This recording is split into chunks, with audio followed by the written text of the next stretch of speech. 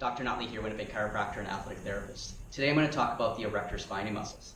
The erector spinae muscles originate on our sacrum and the top of our pelvis, and it travels up our spine.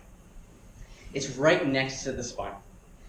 And these muscles, there's actually three muscles that make up the erector spinae, and then they're broken up into three groups: lower back, thoracic spine, and up into the neck.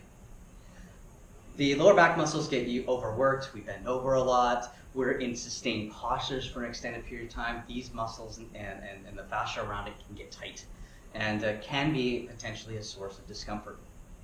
So how can we release these muscles? I'm going to show you a few ways how.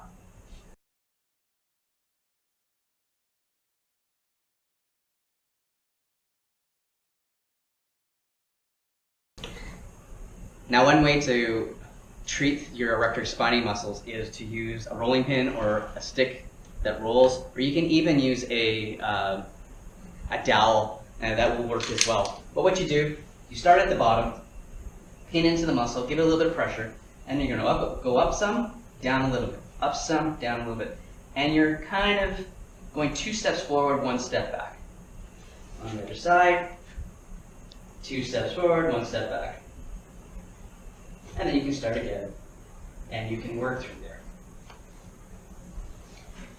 Now, I'm more of a pin and stretch method when I treat my patients. So what I'm going to do is I'm going to use a ball that's on a stick. And this time I'm going to extend backwards. This just gives a little bit of slack on the muscle. I'm going to pin into the muscle, holding that position. And then what I'm going to do is I'm going to flex forward. The closer I am to the spine itself, I'm going to flex more forward. If I need to get more to the outer edge of the erector spine, I'm going to flex forward, and I'm going to bend off to the opposite side. This is similar to the quadratus lumborum method that I've shown you in a previous video.